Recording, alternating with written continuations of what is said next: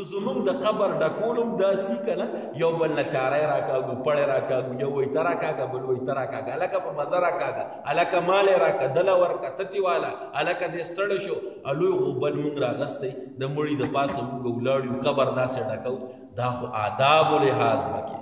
د مړي د قبر کې خودو خپلې دواګانې دي هغه دعاګانې به زده کې نو هله به مړی قبر ته کوزې د قبر کنستو خپلې دعاګانې دي د خارې د اچولو خپلې دعاګانې دي د هر څه به لحاظ کې دا خو یو کنده نه ده چې بس خر و مردار شو به ته پې خار یړه چې بوی نه کوي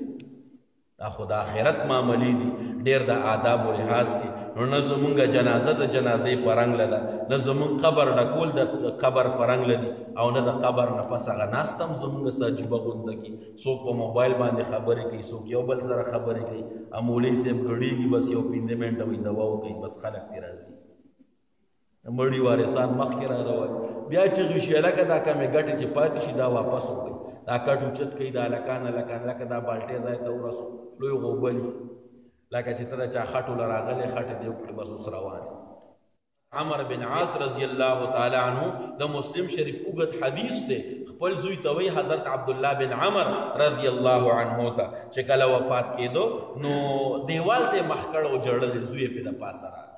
وته پلار ولې جاړي اما بشرک رسول الله صلی الله علیه وسلم کذا وکذا تا ته پیغمبر علیه السلام په پلان کې وخت کې د بشارت نه درکړې د جنت ته ولې جاړي تا خو بس بخلې الله پاک هغه پلار ورته وایي په ژړا کې چې بچې په ما باندې اوږد حدیث ته 2 وخت تیر شوي دي یو هغه وخت چې په مخ د ځمکه مې د الله رسول سره ډېر نفرت و کافران مشرکان خو یو وخت بیا د ایمان نه رسو په ما داسې راغی چې بچیه د الله رسول راته تا نم ډېر خوب نو که لومبني حالت ته مې ګورې خو غرق یمه